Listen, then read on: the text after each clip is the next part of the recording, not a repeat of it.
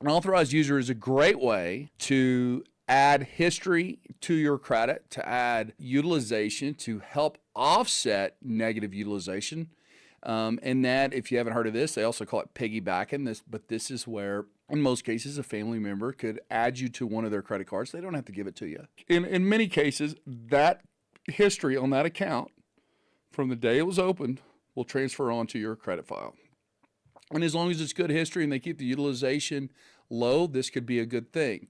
Now, you don't want to add multiple authorized users. We have seen if the ratio of authorized users versus your own personal primary card is off, it'll tend to penalize you. So one or two is optimum. Don't go further than that in relation to, especially if you don't have many of your own credit cards, and I wouldn't even encourage it if you do. Just one or two, maybe higher limit, never been late, if you feel like that'll help offset your utilization, or maybe that history could help you by piggybacking.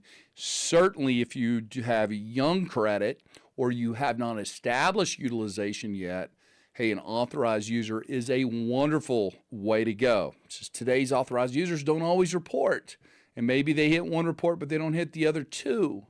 If that's the case, you run into an issue, we got them. I've got a list of grandmas and grandpas that'll add you to their credit card as an authorized user. You won't get the card, but you will get the credit. It'll hit all three files. It's perfect history, perfect utilization, high limit cards, and it absolutely will bless a young file. I had a client just yesterday. The client is a 700 credit score. They had their own credit cards, but they were only a few months old. And they also had some installment credit. So they had enough to populate a score, because sometimes it takes a while, but they did.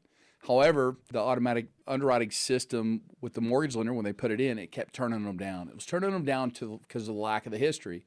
We added the authorized user, which retroed about 6 years worth of perfect history on there, and the system picked them up. And we see this happen all the time. So again, there is a time and place for everything. If your credit's already good, you don't need an authorized user. Don't worry about it. This would be more for somebody that's limited on time on bureau, limited on utilization in general as far as age, or their utilization is high.